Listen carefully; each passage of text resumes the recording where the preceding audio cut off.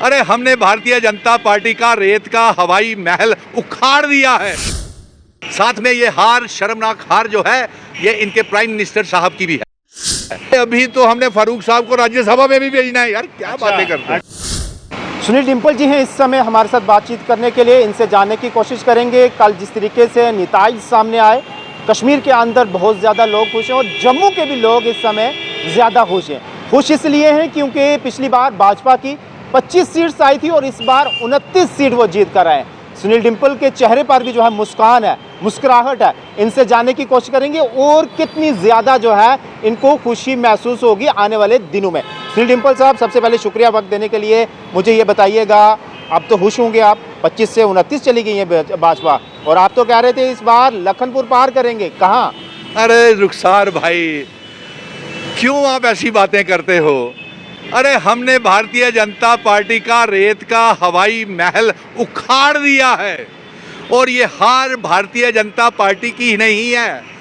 साथ में ये हार, शर्मनाक हार जो है, ये इनके प्राइम मिनिस्टर साहब की भी है, इनके होम मिनिस्टर, डिफेंस मिनिस्टर साहब की भी है, इनके तमाम स्टार कैंपेनर्स की है। और इससे शर्मनाक हार क्या होगी कि रुखसार इनका प्रदेश अध्यक्ष हार जाता है, जिसको स्टार प्रोपेगेंडा करके मोदी मीडिया ने सर पे चढ़ा करके मुख्यमंत्री बनाया हुआ था। अब बताइए, मैंने तभी कहा था आप पत्रकार मित्रों को कि भारी बहुमत की सरकार खड़ी करके दिखाऊंगा। मैं उनकी बात हूँ, भाजपा के जिन भी नेताओं से हमारी बात हुई वो कहते हैं कि इस बार हम ज़्यादा खुश हैं। वो आंकड़ा जो है वो हमारा बढ़ चुका है, 29 सीट जो जीत कर आए और 5 जो नॉमिनेटेड होंगी वो भी तो इंक्लूड इसी में होंगी। मैं कहता हूँ पहली बात तो यह है कि मैंने मन बनाया हुआ है कि ज़रूरत पड़ी तो उन 5 MLAs के लिए मैं सुप्रीम कोर्ट में रिट पिटीशन दायर कर रहा हूँ। लेकिन अब बहुमत का आंकड़े इतना ज़्यादा बढ़ चुका है, कांग्रेस, नेशनल कॉन्फ्रेंस और जो हमारे अलायंस हैं हम, जिसको लेकर के 5 अगस्त 2019 के बाद मैंने जंग का ऐलान किया था, सड़कों से लेकर के सुप्रीम कोर्ट से ये हिदायत जारी करके लाया था कि 30 सितंबर से पहले चुनाव करवाए जाएं रुखसार और रियासत का दर्जा वापस किया जाए। ये किसने 30 सितंबर से पहले चुनाव करवाने की हिदायत और ये जंग जीत कर आया? Mission statehood. उसके बाद रियासत के दर्जे की जंग कौन जीत के लाया? Mission statehood. और अब फिर मैं जा रहा हूँ, अगर देरी की गई रियासत के दर्जे की वापसी को लेकर के तो रुखसार वादा है, फिर सुप्रीम कोर्ट में मैंने रिट पिटीशन के लिए वकीलों को कह दिया है और रिट पिटीशन दायर हो भी गई होगी। नंबर 1। अच्छा, नहीं सर, आप मुझे ये बताइएगा, सरकार तो बनना तय है, NC जो है फुल मेजोरिटी में आई है, बस जो है कल जो है मीटिंग बुलाई है, उसके बाद जो है मुख्यमंत्री जो है उमर अब्दुल्ला बनने जा रहे हैं। लेकिन जो पावर्स हैं वो अभी भी जो हैं LG साहब के पास हैं। चुना हुआ चेहरा तो CM है, चुने हुए नुमाइंदे MLA हैं, लेकिन उनके पास लिमिटेड पावर है। क्या कहेंगे? देखिए, यही तो सवाल बार बार पत्रकार मित्र मुझसे ये पूछ रहे हैं कि चीफ मिनिस्टर भी बनेगा, मिनिस्टर भी बनेगा और MLAs भी बनेंगे। वोटर्स ने बना करके असेंबली भी खड़ी कर दी, लेकिन असेंबली और चीफ मिनिस्टर एक टूथलेस टाइगर की तरह होंगे जिनके दांत नहीं है। अरे आप ये कैसे भूल जाते हो रुखसार की इस सरकार के पीछे एक जम्मू का डोगरा लॉयन भी खड़ा है, जिसने भारतीय जनता पार्टी का किला जमींदोज कर दिया है। और यही नहीं, कौन वो टाइगर? आप नहीं बात कर रहे हैं? अगर वो बात थी तो फिर 29 सीटें कैसे आई? जम्मू से, सांबा से, कठुआ से, उधमपुर से। देखिए, यहाँ की सीट भी तो अपने वाली आपकी जो है वो भाजपा लेके गई है। देखिए हमारा यहाँ पे देखिए, मैंने तो पहले ही कह दिया था, मेरा तो चुनावों के साथ जो लेन देन था, मुझे इनको जिताना था। अच्छा, नंबर आपकी NC की थी। हाँ, दूसरी बात, मेरा जो रोल था, मैंने तो पहले ही कह दिया कि मैं रियासत के दर्जे के तहत चुनाव लड़ूंगा। यूटी के दर्जे के तहत चुनाव इसलिए नहीं लड़ूंगा क्योंकि आपने खुद ही कह दिया पावर्स नहीं होंगी।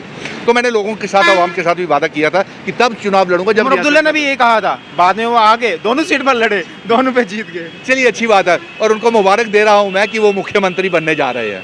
उमर साहब, आपको मुख्यमंत्री, मैंने डॉक्टर फारूक अब्दुल्ला साहब को पर्सनली मीटिंग में बात करके उनको मुबारक दे दी है। और मैंने ये भी उनसे कह दिया है कि जम्मू कश्मीर की आवाम को, जम्मू कश्मीर, चिनाव वैली, पीर पंजाल की आवाम को ये उमर अब्दुल्ला साहब मुख्यमंत्री के तौर के ऊपर मंजूर है, एक्सेप्टेबल है। अच्छा सर, क्योंकि सुन लो ना, सुनो नहीं, अब मुझे बताइएगा, NC ने जो है 42 जो है वो सीटें निकाली हैं, ज़्यादा बढ़ रही हैं। अब जो 4 इंडिपेंडेंट कैंडिडेट जो है इनसे निकल करके जो है वो लड़े थे इलेक्शन, आएंगे क्या? पक्का वापिस आएंगे वो। 4 अभी मैं इसलिए पूछ रहा हूँ, आप कह रहे हैं मेरी बात जो है फारूक अब्दुल्ला साहब से हुई है। हाँ, नहीं, मैंने कहा ना, कम से कम भी 7 और MLA निर्दलीय, इंडिपेंडेंट, अन्य विधायक वो भी शामिल हो जाएंगे इसमें। ठीक है, नंबर 1। नंबर 2, जो 2 सीटें फारूक साहब से मैं गुजारिश करूंगा, ओपनली पब्लिकली गुजारिश करूंगा। टोटल अरे कितने सुन आ लो रहे ना हैं? यार, टोटल कितने आ रहे हैं ये बताइए। अब टोटल जितने इंडिपेंडेंट आएंगे और टोटल जितने जो 7 है वो 7 के साथ ही आ जाएंगे। आ जाएंगे तो दोनों। 42 और 7 अगर करेंगे प्लस तो क्या 49 हो गए। 49, तो- 48 चाहिए। हाँ, हाँ, 48 फिर कांग्रेस की जरूरत नहीं है। अरे कांग्रेस, अरे शुरू से Sunil Dimple Congress, national conference, PDP, Kashmir के संगठनों, जम्मू के संगठनों को इकट्ठा चलाता रहा है, हम क्यों छोड़ेंगे? फिर वो तो डिप्टी सीएम का ओहदा मांगेंगे ना। तो जो मर्जी करे ये। अब हमने बहुमत की सरकार बनानी थी। सुनील डिम्पल ने अपनी जिम्मेवारी डोगरा बेटा होने के नाते इस रियासत को बचाने के लिए जो जंग मैंने की थी वो जीती है। चलिए अब सुनो ना एक लास्ट, आपने खुद कहा, मैं डॉक्टर फारूक अब्दुल्ला साहब को ही गुजारिश कर रहा हूँ ओपनली, अगर मिलते भी तब भी यही बात करता। हो सकता है मैं ओथ सेरामनी में भी डॉक्टर फारूक साहब ने कहा कि आपको कश्मीर में आना है जब सरकार की जी, बात ओथ सेरामनी होगी, जब मुख्यमंत्री बनेंगे मैं जाऊंगा। उससे पहले भी मैं, हो सकता है शाम को फ़ोन के ऊपर मेरी अक्सर बातें होती रहती हैं, मैं उनसे बात करूंगा कि जो 2 सीटें हैं वो 2 सीटों में जो एक खाली होनी है उसमें उमर साहब के जो बच्चे हैं जाहिर या ज़मीर, उनको वहाँ पे खड़ा किया जाए। नंबर 1। चलिए सर, सुनो ना। जी जी। अरे अभी तो हमने फारूक साहब को राज्यसभा में भी भेजना है यार, क्या बातें करते हैं। अच्छा चलो, अभी तो हमने बहुत कुछ करना है बाकी आखिर है। में मुझे बताइएगा, जिस तरीके से कल निताज सामने आए, जी, जी, रिजल्ट जो है वो आए हैं, क्या आपको इतनी एक्सपेक्टेशन थी कि एनसी इतनी सीटें निकालेगी? और दूसरी जानिब जम्मू डिवीजन से भाजपा, देखिए मैंने तो पहले ही, मेरा एग्जिट पोल तो बिल्कुल सही रहा। मैंने डॉक्टर फारूक अब्दुल्ला साहब को, आपने तो किसी को बताया नहीं, अपनी मन मर्जी से बनाते रहे। अरे मेरी, हाँ तो बताना किसको था? मीडिया में अवाम को बताया था। अवाम को आप अरे बताया है, लोग जानते हैं। अच्छा हाँ जानते हैं। आपने कितना बनाया था? मैंने बनाया था कि 40 प्लस माइनस नहीं प्लस अच्छा, नेशनल कॉन्फ्रेंस को सीटें मिलेंगी और भाजपा और को? 62 और 65 के बीच में अलायंस लाइक माइंडेड डाल के हाँ। हम खड़े कर सकते हैं, इकट्ठे हो सकते हैं। तो फिर 42 और 6 48 हुए। कांग्रेस क्यों पीछे रही? 42 क्या नाकामियां रही? किसने कांग्रेस, ओहो उनका वोटिंग परसेंटेज बड़ा है यार। कहाँ बड़ा है सर? जम्मू डिवीजन से एक ही सीट आई है। अरे उनके फिर वो भी प्रदेश रद्द- अध्यक्ष वो जो मुंह छुपाते फिर रहे हैं रजौरी पुंछ की बस से, हाँ। अब वो वहीं से हमारे नेशनल कॉन्फ्रेंस के बसों के ऊपर बैठ के एक सीट वो आ रहे हैं ना, एक सीट आ रहे हैं, लेकिन 25 से और 29 उधर विबोध गुप्ता भी हारे हैं, और भी कई हैं वहाँ पे बीजेपी के जो हारे हैं। बहुत क्या सारे बात हारे करते, समाया हो गया। बहुत सारे हारे। ये जम्मू ही शहर ही नहीं, पूरी जम्मू कश्मीर रियासत है, शहर ही नहीं है। लेकिन और सुनिए, चार हाँ, डिस्ट्रिक्ट- ये सवाल आपका, 4 डिस्ट्रिक्ट में जिस तरह से आप उनकी और ज्यादा मजबूती हो गई है। देखिए कठुआ से सफाया, सांबा से सफाया, जम्मू से सफाया, उधमपुर से, और चनाब वैली से भी जो है उन्होंने अरे, अच्छी मेरी बात खासी सीट्स सुनिए। निकाली हैं। मैं नेशनल कॉन्फ्रेंस की बात कर रहा हूँ। हाँ ये आपकी बात बिल्कुल ठीक है, आप बिल्कुल सही कह रहे हैं। सफाया, यही सवाल मुझे बाकी के पत्रकार भी कर रहे थे जो यहाँ पे आज सुबह से इंटरव्यूज कर रहे हैं। सर आप बात कर रहे हो बड़े बड़े दिग्गज नेता, रमन भल्ला साहब कहाँ गए? किसने हराया? चौधरी लाल सिंह को किसने हराया?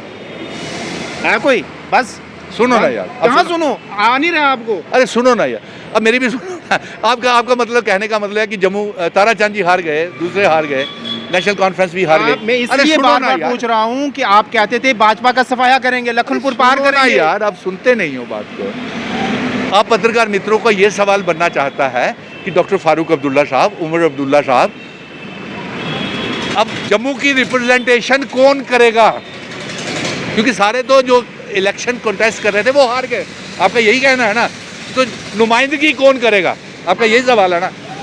ठीक है, तो डिम्पल बैठा हुआ है ना अभी यार जम्मू में, क्या कर रहे हो आप? सीएम सिर्फ कश्मीर का नहीं होगा, वो जम्मू डिवीजन हाँ, का भी yes। होगा। वो जम्मू डिवीजन का भी होगा। हाँ तो वो इतना करेंगे ना। पंचाल का भी होगा, मिनिस्टर्स जो चुनाव होंगे, का भी होगा। जम्मू जो मिनिस्टर्स होंगे वो चीफ मिनिस्टर उमर अब्दुल्ला तमाम जम्मू कश्मीर के होंगे। जम्मू कश्मीर की आवाम ने उनको एक्सेप्टेबल है, उनको जनादेश दिया है, मैंडेट दिया है, भारी बहुमत की पार्टी बन रही है। तो फिर मिनिस्टर्स होंगे, सभी के होंगे। सभी के होंगे।